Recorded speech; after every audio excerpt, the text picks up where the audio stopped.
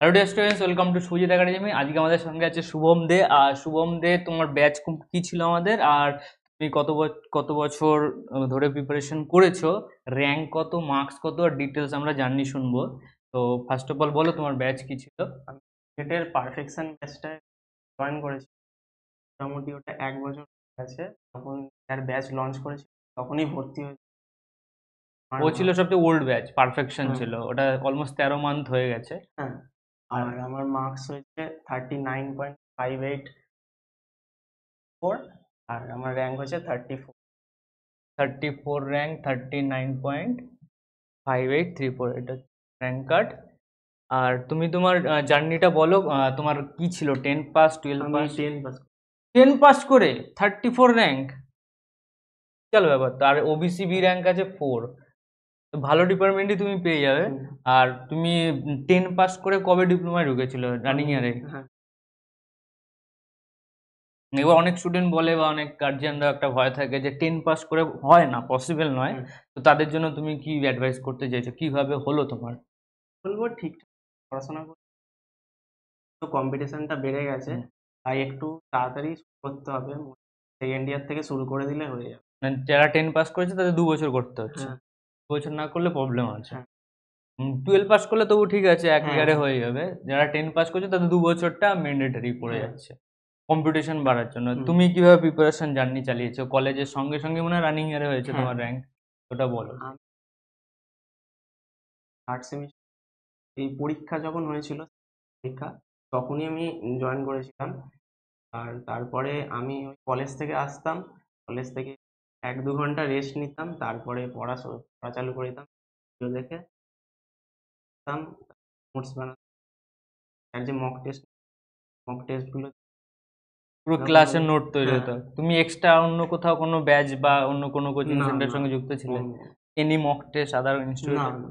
তো পুরো ডিপেন্ডেন্ট ছিলে। হ্যাঁ, হ্যাঁ। আচ্ছা, তুমি এই যে আমাদের ইনস্টিটিউটের খবর তুমি কোথা থেকে পেয়েছো ইনিশিয়াল স্টেজে? আমি তো যখন সার্চ করছি হুম। ফার্স্টে, মানে নিজে থেকেই পড়বো। হুম। তারপরে কয়েকদিন পর পর বুঝতে পারলাম একটু কঠিন আছে। তারপরে আমি ইউটিউবে সার্চ করছিলাম যে ভালো মানে কোথায় পড়া যায়। তখন আমি আপনার চ্যানেলটা দেখলাম। তারপরে বেশি মানে ভিডিওগুলো দেখে কিছু ভালো কন্টেন্ট লাগলো। দেখেছিল হ্যাঁ, ডেমো। ভালো লাগলো, তারপরে তারপর ভর্তি নিয়েছিল। হয়েছি। তো এবার ওই তোমার এই 1 বছরের প্রিপারেশন যখন শুরু করেছিলে হ্যাঁ, জিলেটের, তো এই অবস্থায় তোমার কখন মনে হয়েছিল যে হ্যাঁ আমি ঠিকঠাক লাইনে আছি, আমি এবার ক্র্যাক করে দেবো? হুম। তো এটা কখন তুমি ফিল করতে পারছো? ফার্স্টের দিকে তো মনে হচ্ছে একটু কঠিন আছে, হুম। কিন্তু তারপরে যখন ওই মক টেস্টগুলো স্যার নিচ্ছিল, মক টেস্টে অনেকটা ইমপ্রুভ হয়েছিল। এতে মোটামুটি মক টেস্ট মাঝামাঝি থাকতাম, মোটামুটি নাম্বার আসতো। লাস্টের দিকে একটু ভালো আসতো। আর পরীক্ষার দিনটা একটু ভালো গেছিল। নাম্বারটা মানে মাথাটা ঠিকঠাক ছিল, ভালোভাবে করতে পেরেছিলাম এক্সাম অ্যান্সার গুলো। এক্সপিরিয়েন্স কিরকম ছিল? এক্সামের দিন কোথায় পড়েছিল এক্সাম? হ্যাঁ, তো দমদমে পড়ছিল। দমদমে পড়েছিল। মানে খেতে গেছিলাম, দিনটা ভালোই ছিল। মানে অত বেশি টেনশন ছিল না, পরীক্ষা ভালোই হয়েছে।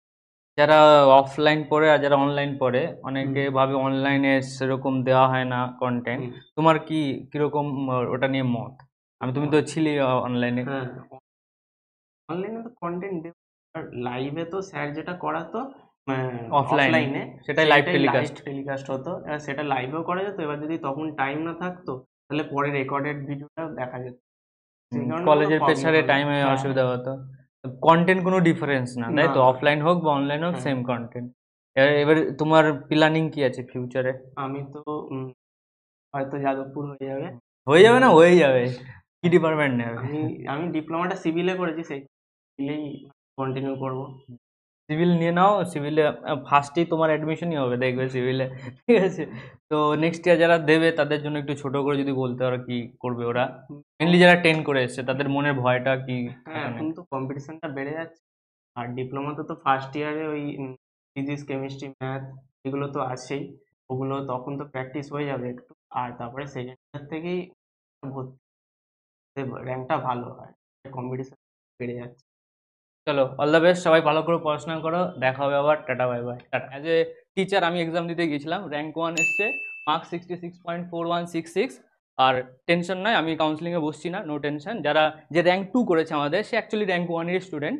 আর ব্যাপার হচ্ছে এইটা শুধুমাত্র এক্সাম দেওয়াটা কিছু হেটার্সদের জন্য, যে যারা বলে ফিজিক্স কেমিস্ট্রি ম্যাথ কী করে একটা টিচার পড়াতে পারে।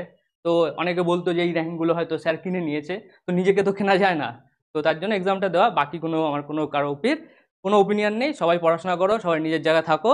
এবার আমাদের স্টুডেন্ট যারা এসছে আজকে অফলাইনে, সবাইকে এক এক করে ডেকে নিয়ে আসছি। তো আমরা একে একে ইন্ট্রোডিউস করব যারা আপাতত আজকে এসছে, বাকিরাও আসবে। তো সবার আগে র্যাঙ্ক 2, নাম বলো, কলেজ আর ডিপার্টমেন্ট। আমার নাম সুদীপ্ত ঘোষ, আমার র্যাঙ্ক হচ্ছে 2। আমার নাম টনি, আমার মার্কস এসেছে হচ্ছে 57.67। Mrityunjay Giri, rank 4, EWS rank 1। তো ফার্স্ট যে আমাদের পেজ ছিল সেখানে rank 1, rank 2, rank 3, 4 extra add হবে, তো টাইপিং হয়নি। তো 1, 2, 3, 4, 6, 9 টোটাল 6 জন আছে আন্ডার 10-এ। আমার নাম ময়ূক সেন, আমার র্যাঙ্ক এসছে 6। 9 এমডি একটু প্রবলেম আছে, ফ্যামিলি প্রবলেমে আছে, তো আমরা নেক্সট এমডিকে নিয়ে আসবো। আমার নাম কুন্তল গোস্বামী। 12 তোমার মার্কস কত? 44.83। আমার নাম সায়ন দাস, আমি বিল ইনস্টিটিউট টেকনোলজি থেকে পাস আউট।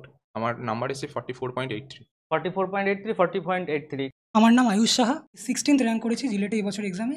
আমার নাম নীলাভ ব্যানার্জি, র্যাঙ্ক হচ্ছে 46। আমার নাম সুমিত দণ্ডপাট, আর আমার মার্কস এসছে 37, র্যাঙ্ক 54। আমার নাম দীপাঞ্জন ঘোষ, আমার র্যাঙ্ক এসছে 100,